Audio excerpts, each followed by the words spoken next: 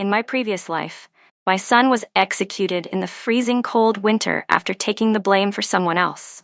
I held his ashes in my arms and went to the military district to beg my husband, the regiment commander, to give us justice, only to discover that he had already held a wedding banquet with his comrade's widow, Rachel. Even more shocking, Rachel's son was the very culprit who had paid for a scapegoat, and it was because of him that my son was wrongly punished. That boy assumed my son's identity, got into college, and married a wife, while my child was reduced to a patch of yellow earth in the ground. I threatened my husband with death, begging him to give our son justice. But he simply frowned and scolded me for being unreasonable. He's already dead. That's a fact that can't be changed. If you keep this quiet, Rachel and I are willing to give you $100 as compensation. I can't ruin Kevin's future over someone who's already gone.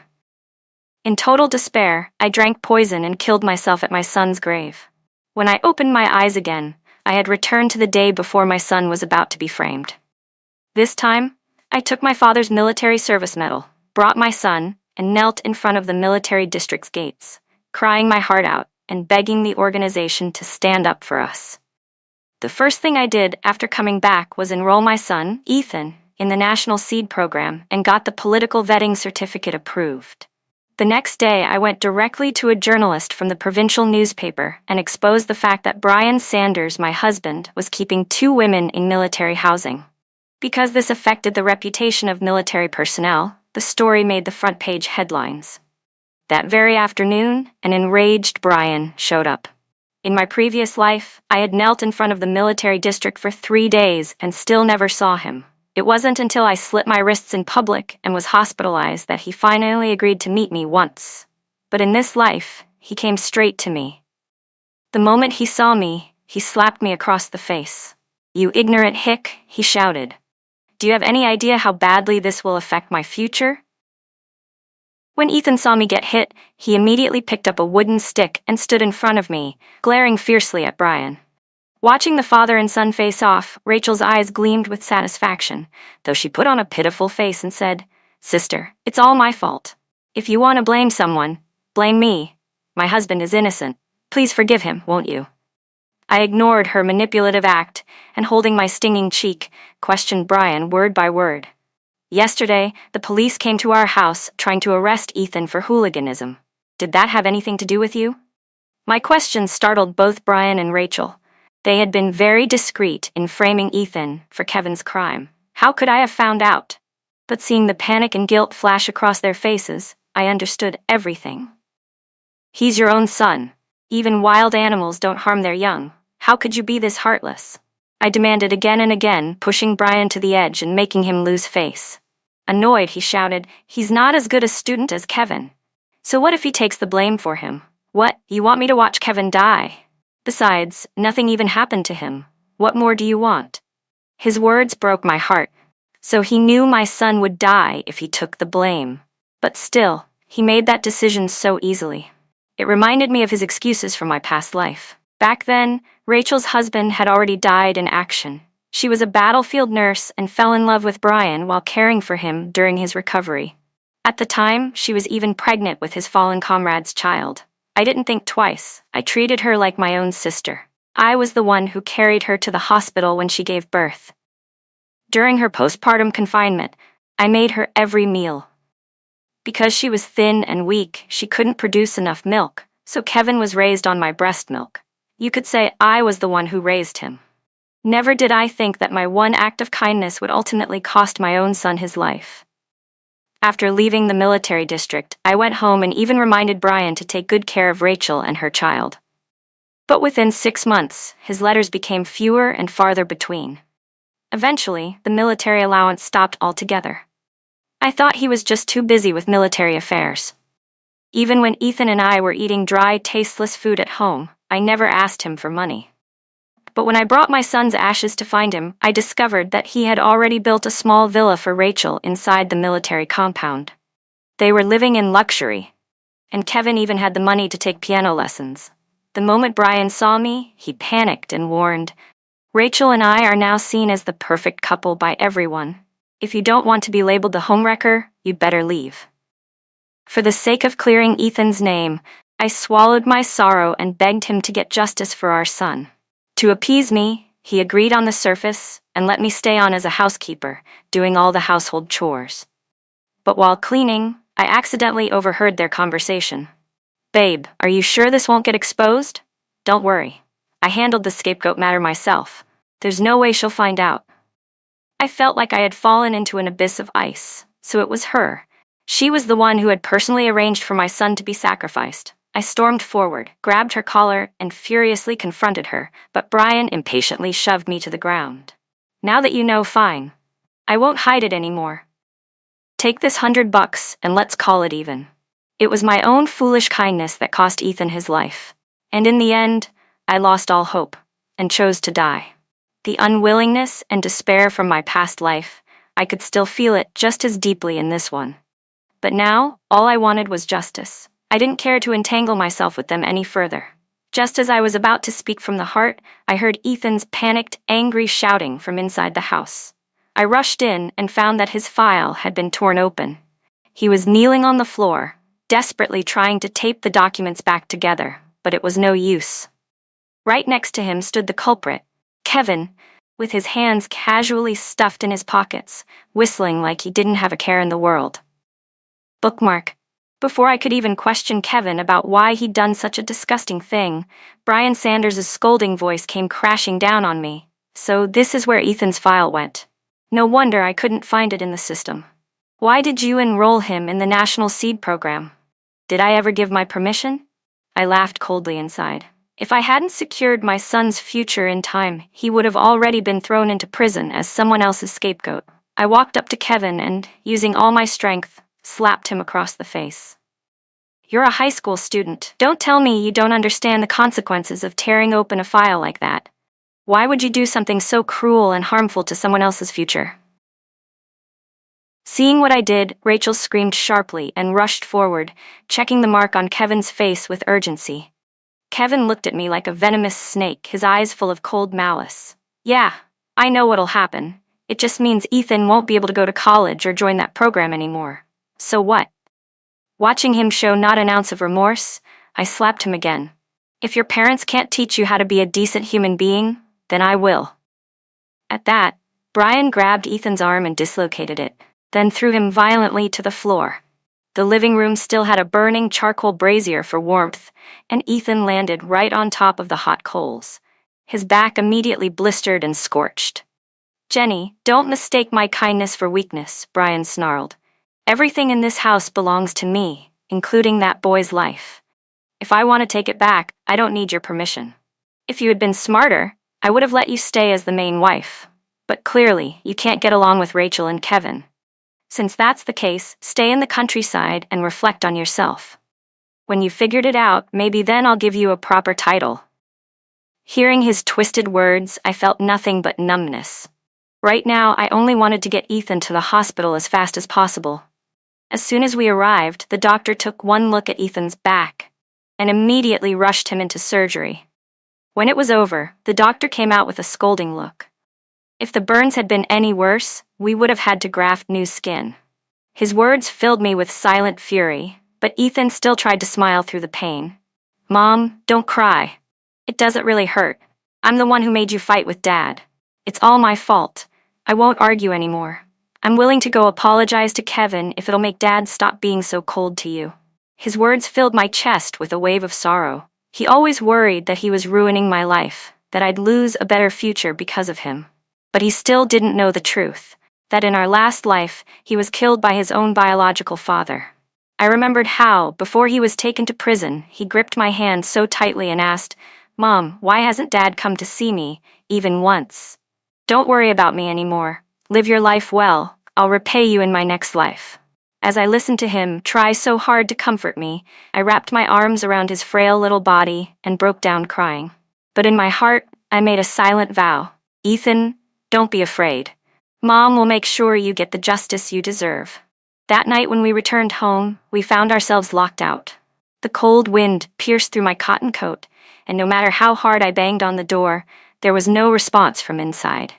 Ethan had already developed a high fever, his whole body burning hot to the touch. I knelt at the door and banged my forehead on the frame, begging, Please let us in. Ethan's sick. He can't handle the cold. Suddenly, the lights inside flicked on. Just as I let hope rise in my chest, I heard a woman's breathy moans. Babe, stop, someone's outside. So what? Brian's voice followed. Let them hear. It'll teach them a lesson. Come here, give me a kiss. Listening to the obscene sounds of their lovemaking behind the door, I felt my whole body go cold. My despair only deepened. All I could do was take off my cotton coat and wrap it tightly around Ethan, who was shivering uncontrollably. Snow began to fall from the sky, but the door never opened. Inside, the sounds of panting and moaning from their lovemaking came in waves, one after another, while outside we could only grit our teeth and endure it. We had no money left to stay at a hospital or even rent a room at a guest house. And in the village, no one dared take us in. Everyone feared Brian Sanders and his influence. By midday the next day, just when I thought my body had frozen stiff, the door slowly creaked open. Rachel stood there, her face flushed with satisfaction. She looked surprised and called out in a fake sweet voice, "Oh, when did you get here, Jenny? Why didn't you knock? My husband kept me up all night. I didn't hear a thing." I ignored her mockery. I helped Ethan inside and laid him down on the bed, then rushed into the house. I had saved money for years, hoping to give Ethan a chance at college, but the place was a mess. Obviously, someone had rifled through everything. I stared at the overturned closet with a sinking feeling. Sure enough, the money I had hidden was gone. "Where's my money?" I demanded. Rachel answered calmly, even smugly. "Brian was gone for years. It was the neighbors who helped keep this house running. That money? We used it to thank them." Then she shot me a look full of disdain. "You're really that stingy, huh?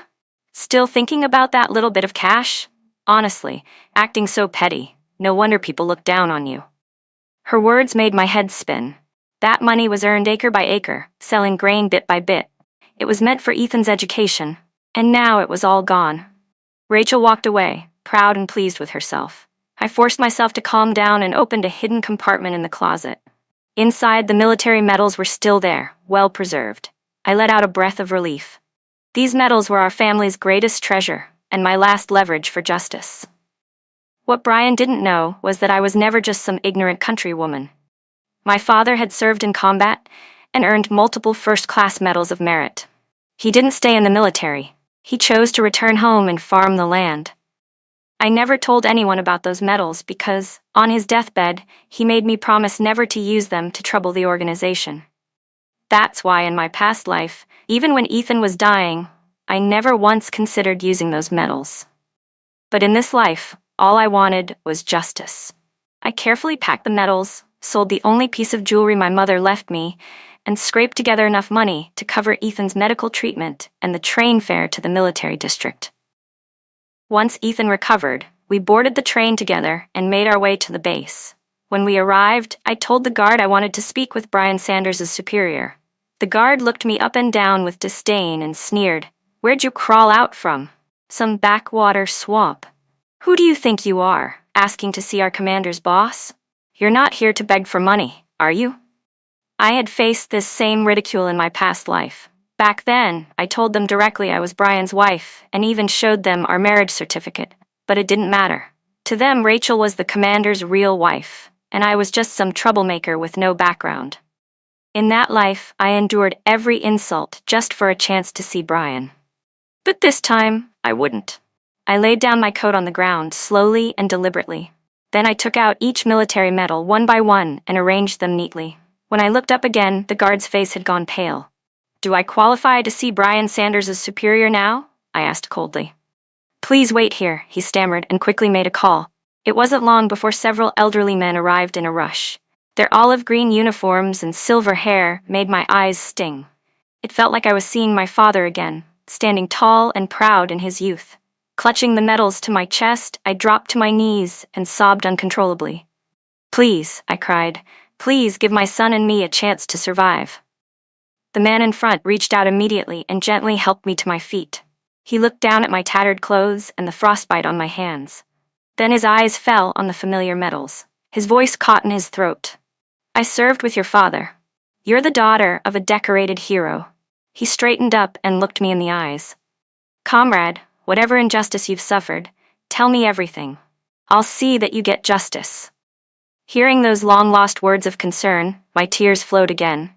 I sobbed uncontrollably, but still managed to stammer out the hardships we'd endured over the years. When they heard that my husband, a regimental commander, had hidden the fact that he was keeping 2 women, the officials were furious, slapping their thighs in anger. And when they learned that he had sacrificed his own biological child's future for the sake of his stepson, one of the leaders couldn't hold back and cursed aloud, "What a beast!" But I wasn't done. I rolled up my pant leg and revealed my deformed shin bone. Back when Brian Sanders was injured on a mission and presumed dead, no one believed he had survived. I was the one who carried him out from a pile of corpses. Because of that, my leg suffered a permanent fracture. After decades of hard labor, the injury had worsened into a grotesque condition. Then, I lifted Ethan's shirt. In addition to the burns, his body bore scars from fighting with local thugs in the village. The lead official looked at us with eyes full of pain. He wiped his tears and gently held my hand. "Comrade," he said warmly, "the organization understands your suffering now. Whatever you need, speak freely. We'll stand behind you." "I want the organization to thoroughly investigate Brian Sanders and Kevin for their crimes," I said firmly. "They must face the law, and I want a divorce." My request was simple but resolute. No sooner had I spoken than Brian's voice thundered into the room. He had rushed there upon hearing the news. "You bitch! What nonsense are you spewing? Hurry up and explain everything to the leaders." He raised his hand, clearly intending to strike me, but a leader in plain clothes kicked him straight to the floor. "Commander Sanders," he barked, "in front of all these people, you dare raise a hand against a hero's daughter? What do you take us for, props?" Brian panicked. His eyes flicked to me in disbelief. You're the daughter of a decorated war hero?" I didn't respond with words. Instead, I lifted the military medals in my hands. Though the yellowed metal was pitted with age, it still gleamed fiercely in the sunlight, bright enough to blind him. One of my father's comrades stepped forward with a cold scoff and began explaining each medal's origin one by one. "This one," he said, "was awarded during routine training. Her father lost an arm protecting a young soldier who stepped on a landmine. This one," he pointed, "was from the war, where he was injured while blowing up an enemy aircraft. And this one," he added, "was given for protecting civilians' property during a natural disaster." Each account was heavier than the last. Brian's face grew paler with every word, until he began to shake. He looked at me with bitter regret in his eyes, clearly blaming me for not revealing my background sooner. If he had known, he wouldn't have chosen Rachel just to advance his career. Rachel was equally stunned.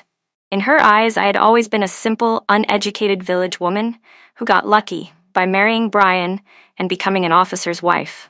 If she had known my true identity, she would have chosen someone else entirely, someone with even higher status. But her ambitions didn't matter anymore.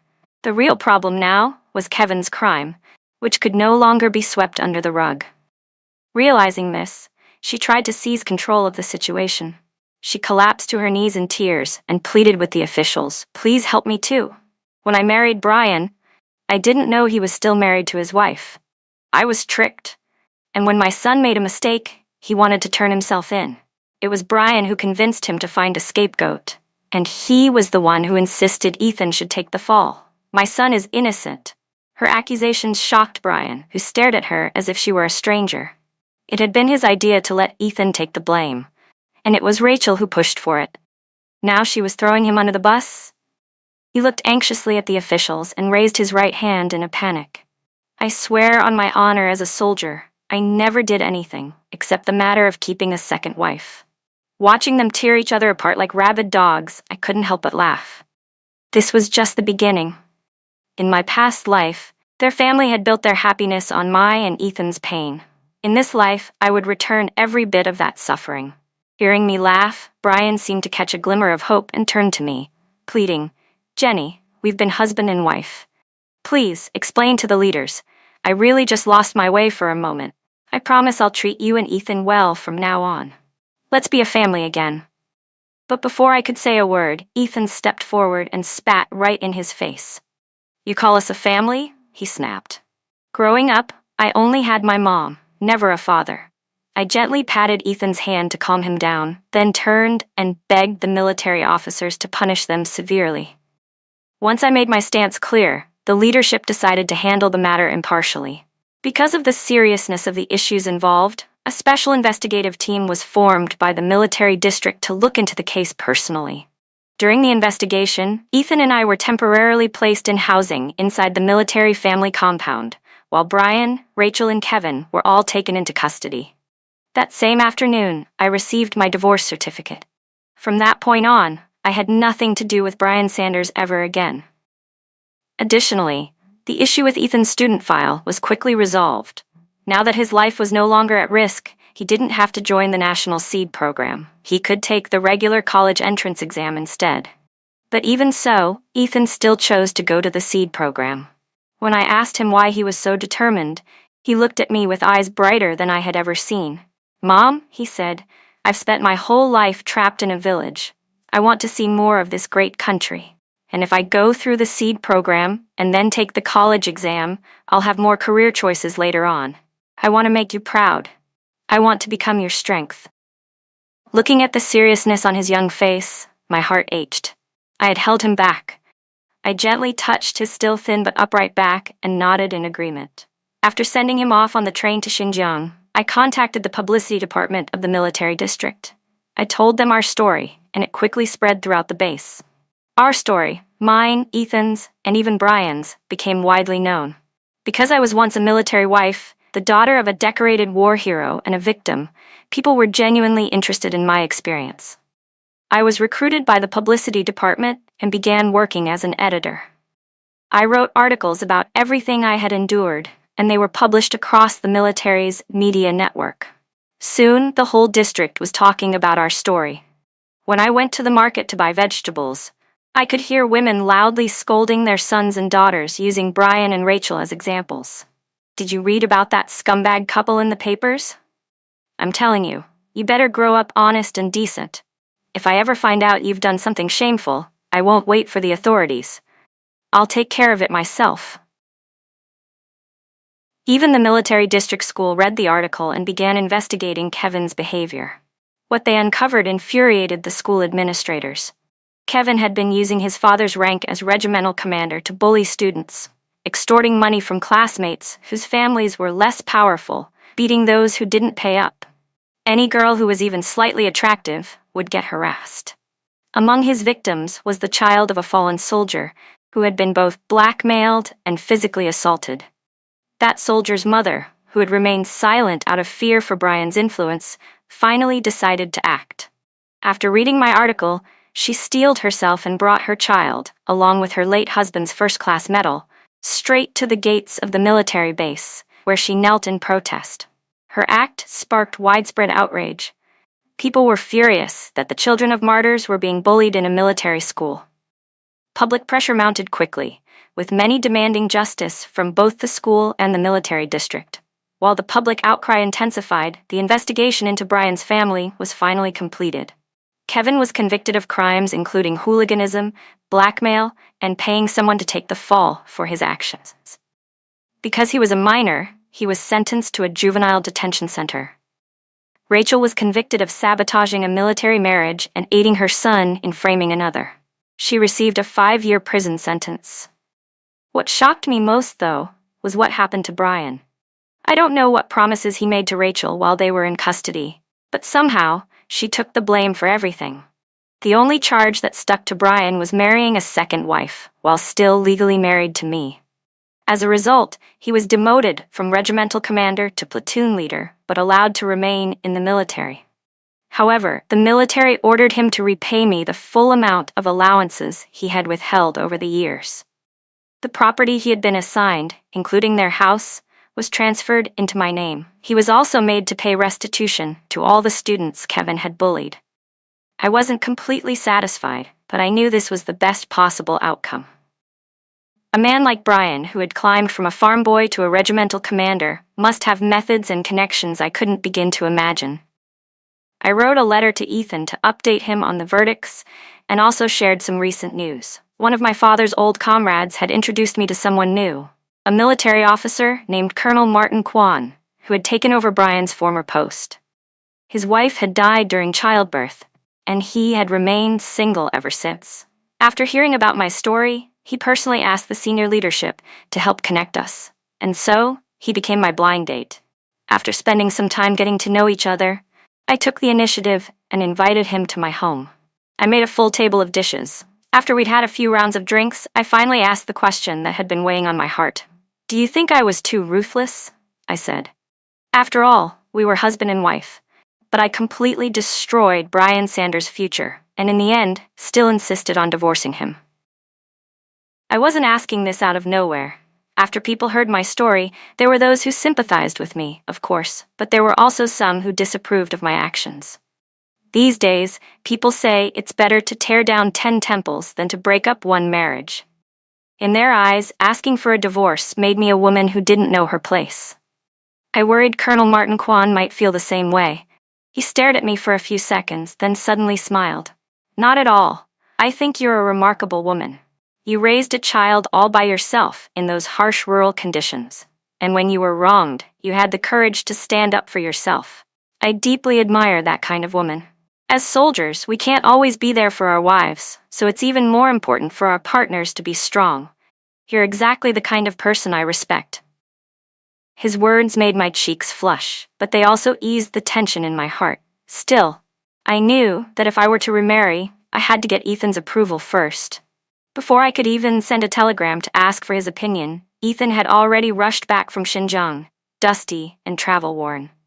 The moment he laid eyes on Martin, he punched him square in the face. After all his time training on the border, Ethan was no longer the scrawny boy he used to be. But he still wasn't a match for Martin, a seasoned regimental commander.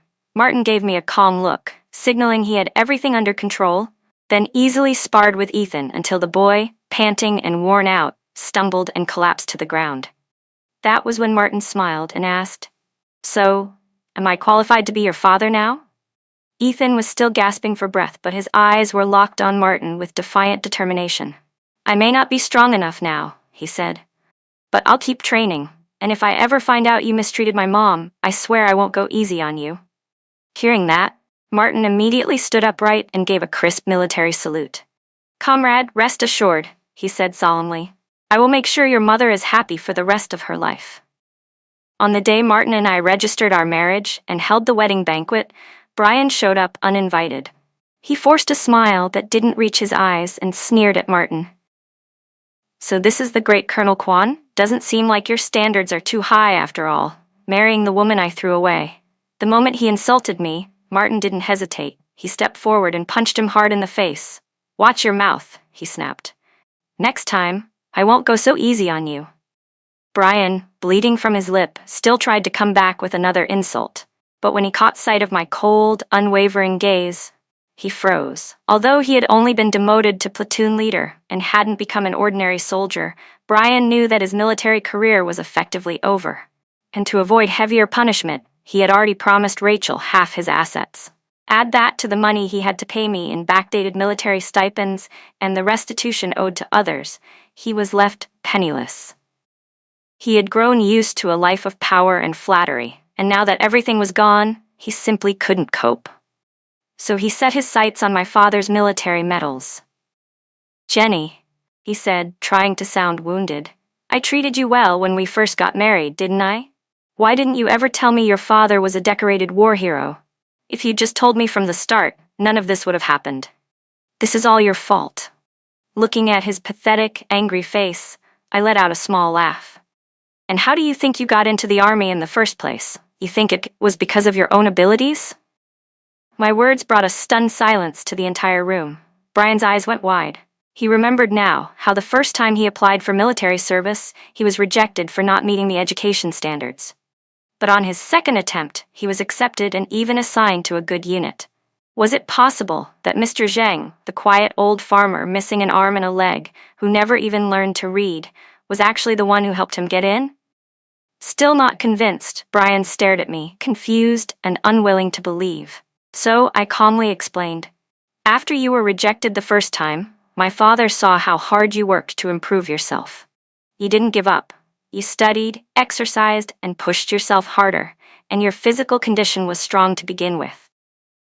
It was my father who wrote a recommendation letter for you. In that letter, he called you the son he never had. But how did you treat his daughter? How did you treat his grandson? Look into your heart and ask yourself, do you really deserve that recommendation letter? My words left Brian completely speechless. He stumbled back a few steps, stunned, and muttered under his breath, "If he helped me once, why didn't he help me all the way? If he had kept supporting me, I would have gone even further." As he spoke, he started convincing himself of it, his eyes turning red with anger. Then he yelled at me, "Your father was so good to me. Why did you betray me? Go talk to the higher-ups right now. Tell them to reinstate my position. Do it." He reached out to grab my arm, but Martin immediately stepped in and knocked him aside. Everyone present looked at Brian with nothing but contempt. I shook my head as I watched him, so pitiful and disgraced. When greed festers in a man's heart and he can't control it, even the greatest favor turns into hatred. In the end, Brian Sanders was nothing more than an ungrateful wolf. My life after marriage was peaceful and fulfilling. Martin wasn't a man of many words, but his kindness showed in everything he did. After training, he'd bring me a roasted chicken from the mess hall. On work trips, he'd return with a bouquet of roses. And I, once worn down and weathered like a woman in her 60s, began to glow again. My spirit, my face, even my eyes came back to life. One day when Martin returned from a trip, he brought unexpected news. Kevin had been beaten to death in juvenile detention. It turned out he continued bullying people in prison and got involved in gang fights. Among the group that finally retaliated were some of the very boys he had tormented in the past. They took the opportunity to make him pay with his life. Rachel, still serving her sentence, went completely insane upon hearing her son was dead. When I heard the news, I was momentarily stunned, but I didn't say much. In the end, both Rachel and Kevin had gotten exactly what they'd earned. A life for a life. That's how it should be. I never forgot that in our past life it was them who drove Ethan to his grave. As for Brian, he finally filed for retirement from the military. Everyone here knew my father or had worked with him, so Brian's reputation was completely ruined. The only chance he had left at promotion was to leave the army altogether. I heard he applied for a position in a remote town in hopes of securing some civil appointment. But none of that had anything to do with me anymore. All I cared about now was my small, happy home. Just a few days ago, I received a telegram from Ethan, sent from the border region. He had met a like-minded female comrade, a doctor working with Doctors Without Borders. They met while volunteering together in Xinjiang and were now planning to get married. Knowing that he's living a complete and fulfilling life in this lifetime, the bitterness in my heart finally began to fade. In my past life, I was a timid, helpless mother, and because of that, I lost my son forever. But in this life, I finally gave both myself and my son the justice we deserved.